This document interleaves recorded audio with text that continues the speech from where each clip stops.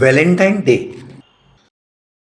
સુધીર અને નીતા બાળપણથી પડોશમાં રહે, સાથે ભણ્યા, મોટા થયા અને હાલ બંને સારી નોકરી પર લાગ્યા છે. બંને માતા પિતાના એક જ સંતાન, બંને પરિવાર ખાધે પીધે સુખી. અવારનવાર સુધીર લંચ ટાઈમમાં નીતાની ઓફિસમાં જાય અને સાથે જમે, તો કોઈ વાર નીતા સુધીરની ઓફિસમાં આવે. બંને ખૂબ જ સારા મિત્રો. 2 વર્ષ પહેલાં વેલેન્ટાઇન ડેના દિવસે સુધીરે નીતાને ઓફિસથી સાંજે કોફી શોપ પર મળવા કહ્યું. નીતાને જરા પણ અજુગતું ન લાગ્યું, કારણ થોડા વહેલા નીકળે તો બંને આ કોફી શોપ પર કોફી પીતા અને એક જ રિક્ષામાં ઘરે જતા. સુધીર કોફી શોપ પર પહોંચ્યો. નીતા રાહ જોતી જ હતી. કોફી આવી, રોજની જેમ દિવસના કામ વગેરેની વાતો થઈ. સુધીર ધીરેથી બોલ્યો, નીતા, આપણે સમજણા થયા ત્યારથી મિત્રો રહ્યા છીએ, તો મને થાય છે કે હવે. નીતા વચ્ચે જ બોલી, બસ આગળ નહીં. હું સમજું છું તું શું કહીશ, પણ મારી ના છે. અને હા, હું બીજાના પ્રેમમાં કે ઘરના દબાણથી નહીં, સ્વેચ્છાએ ના કહું છું. હું લગ્ન નહીં કરું. મારા પિતા આ વાત જાણે છે. અને નીતાનું ગળું ભરાઈ આવ્યું. આંખમાંથી મોટા મોટા 2 આંસુ ગાલ પર સરકી ગયા. સુધીર ભૂંઠો પડી ગયો, ચહેરો ફિક્કો થઈ ગયો. નીતા સમજી ગઈ અને બોલી, ખરાબ ન લગાડ, તારો વાંક જ નથી. હું તો 2-4 વર્ષથી જાણતી હતી કે તું સ્થિર થતાં જ આ વાત કરીશ. સુધીરે આજે પહેલીવાર પોતાનો હાથ નીતાના હાથ પર મૂક્યો અને નીતાએ તરત જ હાથ પાછો ખેંચી લીધો. હવે સુધીરને અચરજ થયું. સુધીરે મિત્ર ભાવે પરિસ્થિતિ સમજવા પ્રયત્ન કર્યો અને ખૂબ મનાવી કે મિત્રતાના નામે સાચું કહે. તારી ના મને મંજૂર, પણ જો કારણ નહીં કહે તો હું જીવનભર મનમાં ને મનમાં મૂંઝાઈશ. મારું માન મને કહે. હવે નીતાને પણ થયું સુધીરને કહેવામાં વાંધો નહીં. નીતાની આ દ્વિધા સુધીર પારખી ગયો અને બોલ્યો, કહે નીતા, તારું મન હલકું કરી દે. હું તને જીવનમાં ફરી કોઈ દિવસ આ સ્થિતિમાં નહીં લાવું કે તું રડ. લગ્ન મહત્ત્વના નથી. તું ખુશ રહે, હું ખુશ રહું અને બંને પરિવાર ખુશ રહે. નીતા બોલી, ભલે, ઘરે ફોન કરી દે. હું પણ ફોન કરી દઉં છું. બંને ડિનર માટે શાંત જગ્યાએ જઈએ. આજે તને વાત કરી દઉં, કદાચ ખરેખર હું હળવી થઈ જઈશ. તારા જેવો જો મિત્ર છે. ડિનર દરમિયાન નીતાએ બધી વાત કરી અને વચ્ચે વચ્ચે ખૂબ રડી. સુધીરે રોકી નહીં. વાત કંઈક એવી કે જ્યારે નીતા 16-17 વર્ષની હતી ત્યારે લગ્નમાં ગયેલ. ત્યાં એક અંકલે ત્યાં 5-6 દિવસ 16-17 વર્ષની હતી ત્યારે લગ્નમાં ગયેલ. ત્યાં એક અંકલને ત્યાં 5-6 દિવસ રહેલા. એકાંતનો લાભ લઈ અંકલે નીતા સાથે દુર્વ્યવહાર કર્યો અને સંબંધ બાંધ્યો.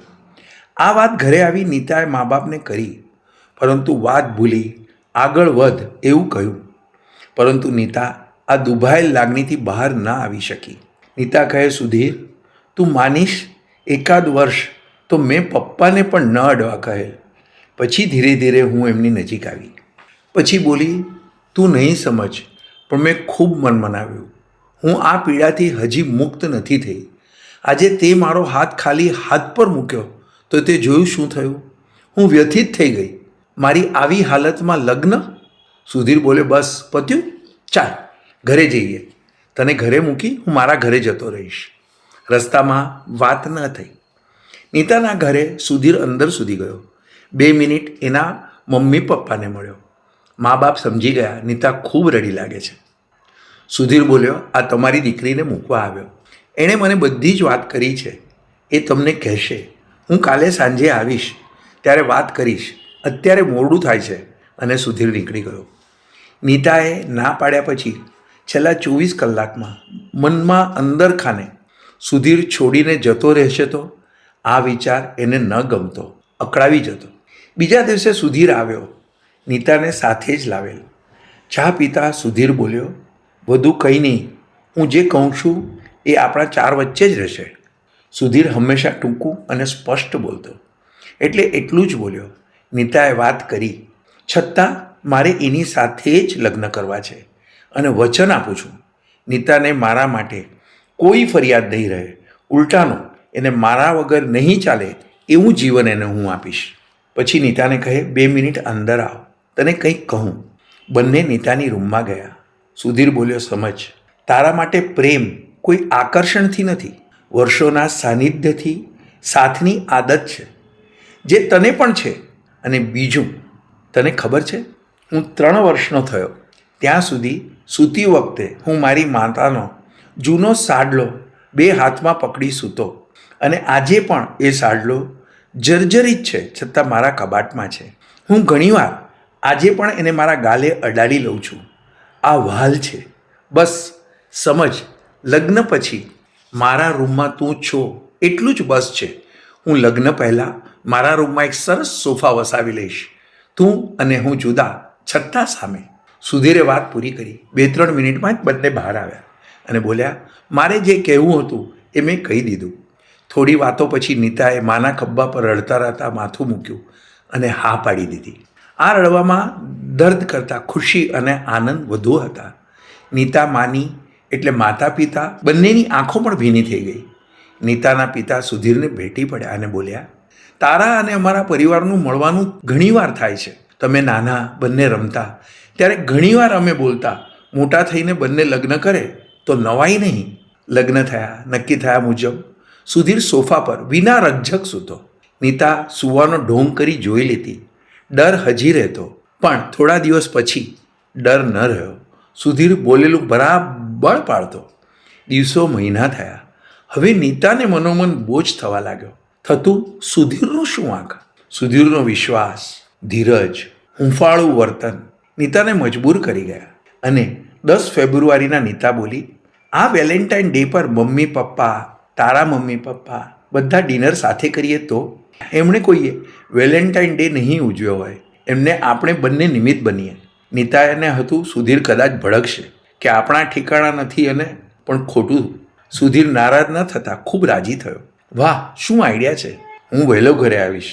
આવતા તને પણ ઓફિસથી સાથે લાવીશ. તું જ હોટલ વગેરે બુક કરજે. મારી એ બાબતમાં સમજ ટૂંકી છે. રાતે બધાએ ખૂબ આનંદ કર્યો. જમ્યા. નીતા, સુધીર અને નીતાના માતા પિતા હકીકત જાણતા હતા. નીતાના માતા પિતા થોડા દ્વિધામાં પણ હતા કે નીતાએ હાથે કરીને શું કામ આ પ્રોગ્રામ કર્યો. સુધીરને દુઃખ થશે તો? વિચાર્યું નહીં. સુધીર તદ્દન નોર્મલ હતો. દિલથી ડિનર માણ્યું. ઘરે આવ્યા. નીતા અને સુધીર રૂમમાં ગયા. નીતા જોતી રહી સુધીર શું કરે છે, પણ તદ્દન સહજ કપડાં બદલી સોફા પર બેઠો અને બોલ્યો, આજે ખૂબ મસ્ત જમાડ્યો. નીતા જોતી રહી, એનો નિર્દોષ ભાવ, અને સુધીરને કહે, ઉઠ. પછી પોતે ઉઠી. જોરથી સુધીરને ભેટી પડી. નાના છોકરાની જેમ રડવા લાગી. એટલું જ બોલી, મિત્ર, મને તારો ડર હવે નથી લાગતો. માફ કર, તને ખૂબ પીડા આપી, અને તારો ખૂબ આભાર, તે ખૂબ સાચો સાથ આપ્યો. અને બોલી, વેલેન્ટાઇનનો સાચો અર્થ સુધીર તે સાબિત કરી દીધો. વાસનાથી ઘણું ઉપર આ તારું વહાલ છે. વેલેન્ટાઇન પોતાની ગમતી વ્યક્તિ, જેના પર આંખ બંધ કરી વિશ્વાસ કરાય, જેના ખભે દુઃખ હળવું કરાય, જેના ખોળામાં માથું મૂકી સૂઈ શકાય, આ નિસ્વાર્થ પ્રેમ જેને કરાય, એ સાચો વેલેન્ટાઇન, જે મારે મન તું છો.